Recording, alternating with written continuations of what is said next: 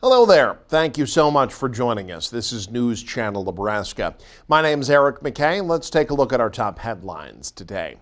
Major developments in the Israel-Hamas war over the weekend. 4 hostages were freed in a daring Israeli Special Forces rescue mission in Gaza. A day later, a key member of Israel's war cabinet dealt a blow to the country's premier by resigning from the emergency government. Reed Binion has the latest. In a major blow to Israeli Prime Minister Benjamin Netanyahu, opposition leader and war cabinet member Benny Gantz announced Sunday he's resigning from Netanyahu's emergency government. This coming just a day after Netanyahu celebrated the daring rescue of 4 hostages inside Gaza. Last month, Gantz issued an ultimatum to the prime minister, calling on him to lay out a clear plan for the war in Gaza and free all the hostages. Failing that, Gantz said he would quit. That deadline came Saturday, the same day Israeli troops mounted a special operation to rescue hostages. All 4 hostages rescued in the mission had been kidnapped from the Nova Music Festival on October 7th. Authorities in Gaza say hundreds of Palestinians were killed in Saturday's operation. It's not clear how many were civilians and how many were Hamas fighters. U.S. National Security Advisor Jake Sullivan said the United States didn't participate militarily in the rescue. There were no U.S. forces, no U.S. boots on the ground involved in this operation. The major developments over the weekend coming just days ahead of a scheduled trip to the Middle East by U.S. Secretary of State Antony Blinken. Blinken set to visit Egypt, Israel, Jordan, and Qatar to push for a proposed ceasefire and hostage release deal the Biden administration says could bring an end to the war in Gaza. I'm Reed Binion reporting. Meanwhile, the director of the UN's World Food Program says they've paused distribution of humanitarian aid from that American-built pier off Gaza out of concern for the safety of its workers.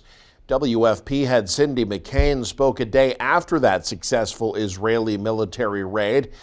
She said it left 1 Israeli commando dead, 274 Palestinians killed. In an interview with CBS's Face the Nation, McCain said 2 of WFP's warehouses in Gaza were rocketed on Saturday and a staffer was injured. The U.S. Agency for International Development helps coordinate the distribution of aid from the pier. It says it's working to ensure delivery from the pier resumes after humanitarian groups finish their security review. Staying overseas, President Joe Biden closed out his trip to France, paying respects at an American military cemetery. Biden's stop Sunday at the Ain Marne American Cemetery outside Paris was a solemn end to the 5-day trip. Biden placed a wreath at the cemetery chapel before an expanse of white headstones, marking the final resting place of more than 2,200 U.S. soldiers who fought in World War I. I think it is a measure of a country's support for democratic values that they honor those who've risked their lives and lost their lives. The idea that I'd come to Normandy and not make this short trip here to pay tribute. And it's the same story. Think about it. America showed up. America showed up. On the trip, the president marked the 80th anniversary of D-Day and celebrated the alliance between the United States and France. Closer to home, a man serving a life sentence for an over 40-year-old murder has passed away behind bars. State corrections officials say 71-year-old Michael Prim died at a Lincoln hospital over the weekend. He was incarcerated at the Reception and Treatment Center. Prim had been behind bars since June of 1977, serving a life sentence for the murder of Harry John Dieter at an Omaha gas station. Now, the cause of his death's not been released, but state officials say Prim was being treated for a medical condition. An Omaha man in jail after a shooting at a smoke shop. 21-year-old Travion Green faces felony assault and weapon counts. Authorities say he's suspected of shooting an 18-year-old man outside a northwest Omaha smoke shop. Authorities tell us the victim was found at the scene and transferred to Bergen Mercy Hospital in critical condition. There's been no update to his condition. It's unclear what led up to the shooting, but police say Green turned himself in at Omaha Police Headquarters on Saturday.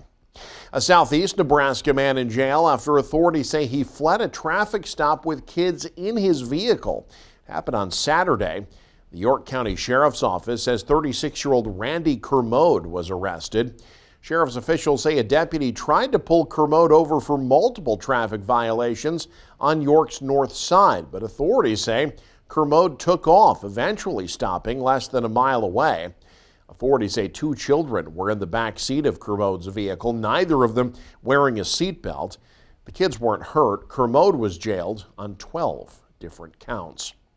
The Nebraska Humane Society says it's pausing adoption of animals at its facility due to a possible bacterial infection. The Humane Society tells us a dog that rapidly fell ill at their shelter appears to have been suffering from what's known as strep zoo. It's a bacterium usually found in cattle, pigs, and guinea pigs, causes severe pneumonia in dogs. That's put the NHS under emergency-only operations while they await test results. That means no adoptions for at least the next 3 to 5 days. They say anyone who adopted their pet from that shelter since June 2nd should monitor their animal for symptoms. Well, the battle over whether or not to repeal a Nebraska law that allocates public money to scholarships for private schools is hitting the streets. Educators of all levels from Norfolk to South Sioux City gathered signatures Sunday to put the repeal of LB 1402 on the November ballot. The Opportunity Scholarship Act sets aside $10 million a year in state funds for scholarships to attend private or parochial schools. This is the second straight year that volunteers have gathered signatures to repeal the school choice bill after the passage of LB 753 last year. A petition gatherer said they believe the issue deserves to be put up to a voice of the people. Our message has never swayed from public dollars for public funds for public schools, public entities, and that with that comes public accountability, which this money does not have. And so if you're giving public tax dollars, you should have some accountability. Supporters of LB 1402 have said it provides kids from low-income families the opportunity to attend private schools, but public school advocates have said similar measures in other states have resulted in increases in the cost of private school tuition and scholarships going to students already attending private schools. Nebraska is among the top states for childhood well-being, that despite rising poverty rates. Nebraska ranked in the top 10 on the 2024 Casey Foundation Kids Count data book.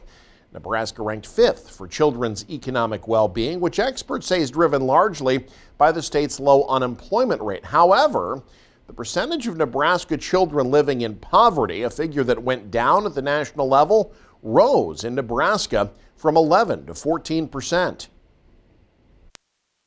These child poverty rates increasing at a time when many states saw declines can be traced directly to the loss of federal child tax credit and other economic supports. Other states are filling in the gap, but Nebraska isn't.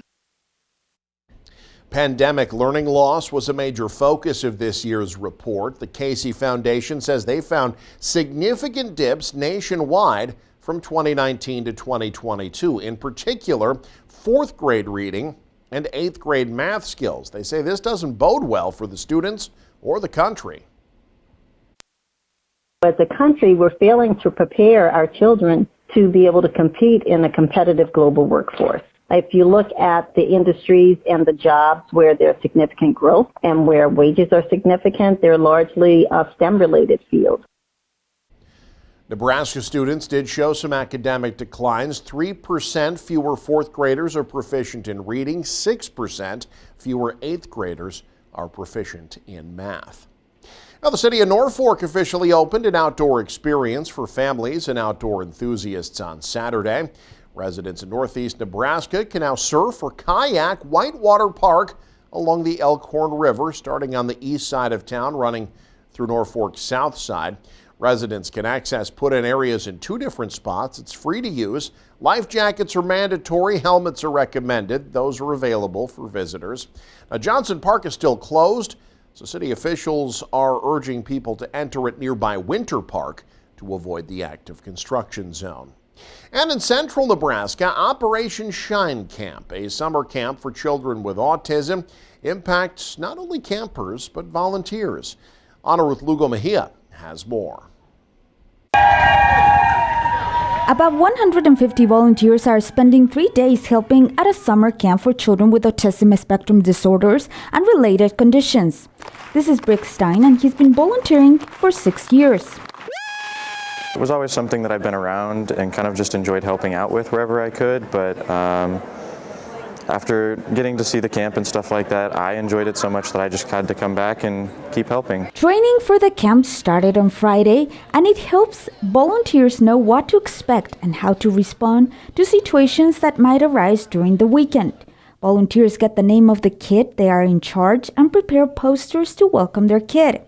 This year, Stein is taking care of Red. So I'm drawing Mario. My kid happens to like a lot of different video game characters, and then in this case Legos.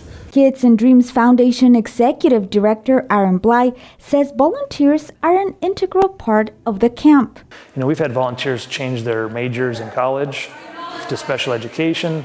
It's made such a big impact on those individuals, and what's nice about it is then they go back into their communities and they are seeing the world from differently. Volunteers are a mix of college students, professionals, therapists, parents of individuals with autism, and also high school students. Ready! I find it most rewarding to see other kids' faces and stuff light up after they accomplish something big, or just experience things that they normally wouldn't. I mean, there's enough joy that comes off of their face that it makes it feel rewarding for you too. In Central City, Ana Ruth Lugo Mejia, News Channel, Nebraska. And you can stay up to date with the very latest by following us online. Head to newschannelnebraska.com, click on the News tab there. You can also follow us on X, like us on Facebook and Instagram as well. Thank you so much for joining us. Have a great day. You're watching News Channel Nebraska.